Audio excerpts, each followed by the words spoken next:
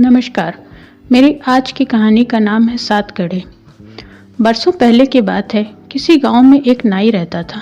वह था राजा का नाई।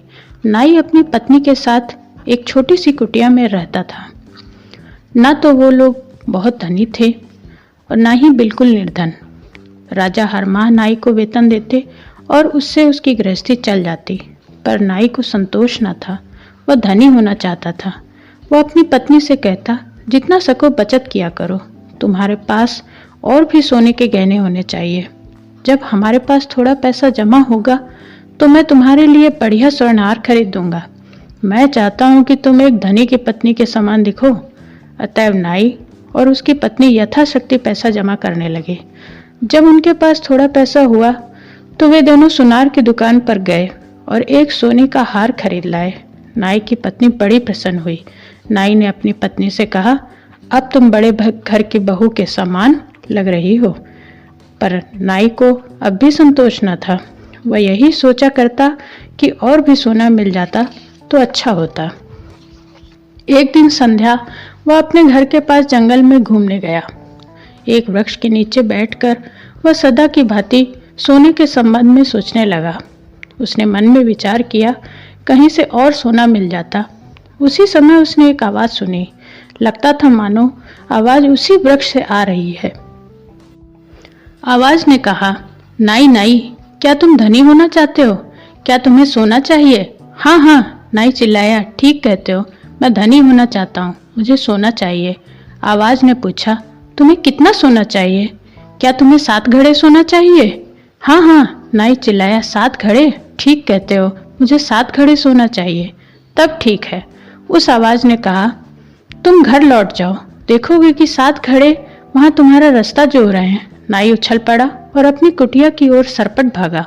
उसने अपने आप से पूछा, क्या यह सच हो सकता है? शायद मैं सपना देख रहा हूँ। 7 घड़े सोना, जरा सोचो तो। नाई घर तक भागता ही आया। अरे सुनो! घर पहुंचते ही उसने अपनी पत्नी को पुकारा। आवाज सुनकर वह झपट कर दरवाजे पर आई। वह प्रसन्नता से मुस्कुरा रही थी। तुमने देखा है? उसने आतुरता से पूछा। आओ देखो, वह चिल्लाई। वह उसे कुटिया के अंदर ले गई। नाई ने देखा जमीन पर 7 घड़े रखे हुए हैं। उसने अपनी पत्नी से पूछा, अरे तुम जानते हो इन घड़ों में क्या है? अरे सोना है सोना, मैं तुम्हें दिखाता हूँ। उसने पहले घड़े का ढक्कन हटाया और सचमुच सोने से भरा था। नाई चिल्लाया, देखा तुमने, हम धनी हैं, हमारे पास सोने से भरे 7 घड़े हैं। नाई हर्ष के मारे पागल सा हो उठा और आवेग में कमरे में नाचने लगा। उसकी पत्नी घड़ों के निकट जमीन पर बैठ गई और एक एक का ढक्कन हटाकर भीतर के सोने को देखने लगी। एक एक ढक्कन को हटाते समय गिनती गई, 1 2 3 4 5 6। फिर बोली, ये भी सोने से भरे हैं, कैसा आश्चर्य है।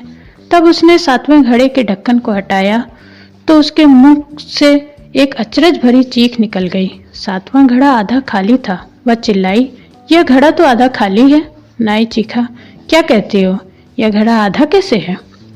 वह और उसकी पत्नी दोनों 7वें घड़े को उदासपूर्ण नेत्रों से देखते बैठे रहे। अंत में नाई बोला, अब इसमें कोई क्या कर सकता है, पर सुनो, हम इस घड़े को आधा खाली क्यों रखें? आओ इसे हम भर दें, जिससे यह भी दूसरे घड़ों की तरह हो जाए। पत्नी ने पूछा, भरोगे? किस चीज से भरोगे? नाई बोला, क्यों, सोने से भरेंगे। कहाँ से इतना सोना पाओगे? उसकी पत्नी ने फिर पूछा। नाई ने कहा, देखो, हमें अधिक पैसा बचाना चाहिए। फिर तुम्हारे सोने के गहने भी तो हैं, हम उन्हीं से भरना शुरू करेंगे। मैं सुनार से उन गहनों को गलाने के लिए कहूँगा, फिर वह सोना हम घड़े में डाल देंगे। पर देखो जी, पत्नी ने टोका, तुम ही तो कहते थे कि मुझे एक धनी की पत्नी की तरह दिखना चाहिए। तुम भी मूर्ख हो, नाई बोला। यह ठीक है कि धनी लोग अपनी पत्नियों को सोने के गहने पहनने के लिए देते हैं, पर वे लोग सबसे बड़े धनी थोड़े ही हैं। सबसे बड़े धनी लोग तो अपने सोने को इसी तरह के घड़ों में बंद रखा करते हैं। जब हम 7 घड़ों को सोने से भरा देख लेंगे तो सचमुच धनी हो जाएंगे। नाई अपनी पत्नी के गहनों को सुनार के पास ले गया। सुनार ने गहनों को गलाकर सोना नाई को दे दिया। नाई ने वह सोना 7वें घड़े में डाल दिया, पर तो भी घड़ा पूरा नहीं भरा। नाई अपनी पत्नी से बोला, सुनो, इतना खर्च मत किया करो, हम लोग खाने पीने में ज़्यादा खर्च कर रहे हैं। खाने में चीज़ें कुछ कम खरीदो, तभी तो पैसा जोड़ पाएंगे। नाई और उसकी पत्नी ने दिनों दिन कम खाना शुरू किया। दोनों काफ़ी दुबले हो गए। राजा ने देखा कि नाई बहुत दुबला हो गया है और सदैव चिंतित रहता है। एक दिन उसने नाई से पूछा, क्या बात है नाई, तुम आजकल उदास दिखते हो, फिर तुम दुबले भी बहुत हो गए हो, क्या तुम बीमार हो? नाई बोला, नहीं महाराज, ऐसी कोई बात नहीं है, मैं बीमार नहीं हूँ। हाँ, जरा पैसे के लिए चिंतित रहता हूँ, बस इतना ही। राजा ने कहा, क्या तुम्हें और पैसा चाहिए? जी महाराज, आपने ठीक कहा, मुझे और पैसा चाहिए। नाई बोला, ठीक है। राजा ने कहा, मैं तुम्हारा वेतन 2 गुना किए देता हूँ, इससे तुम्हारा काम चल जाएगा तो? आपको किन शब्दों में धन्यवाद दूं महाराज? नाई आनंद से बोल उठा, अब मेरी सारी कठिनाई दूर हो जाएगी। नाई अधिक से अधिक बचत करने लगा।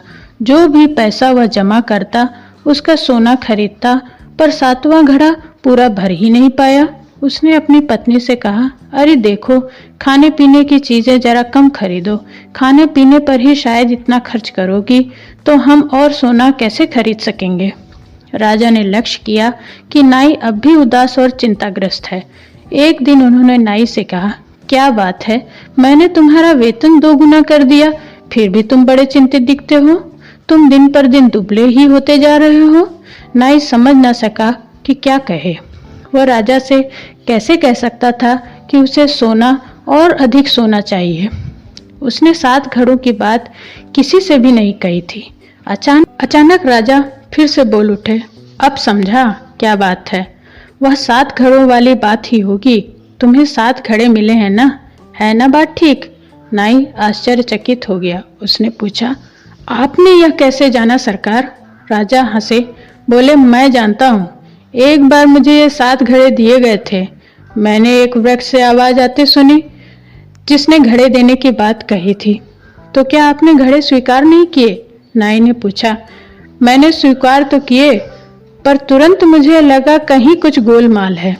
उस आवाज ने मुझे 7 घड़े सोना देने की बात कही थी, पर मैंने देखा कि 7वां घड़ा आधा खाली है। ठीक ठीक, नाई चिल्लाया, 7वां घड़ा आधा खाली है। फिर मैं वृक्ष की उस आवाज के पास गया। राजा ने कहना जारी रखा, मैंने वहां जाकर कहा कि 7वां घड़ा तो आधा खाली है। आवाज ने उत्तर में कहा, 7वां घड़ा तो हमेशा खाली रहता है। फिर क्या हुआ सरकार? नाई ने उत्सुक हो पूछा। राजा बोले, तब मैंने उस आवाज से पूछा कि वह सोना खर्च करने के लिए है या घड़े में ही रहने देने के लिए है। उसने उत्तर क्या दिया सरकार? उसने उत्तर ही नहीं दिया, राजा बोले।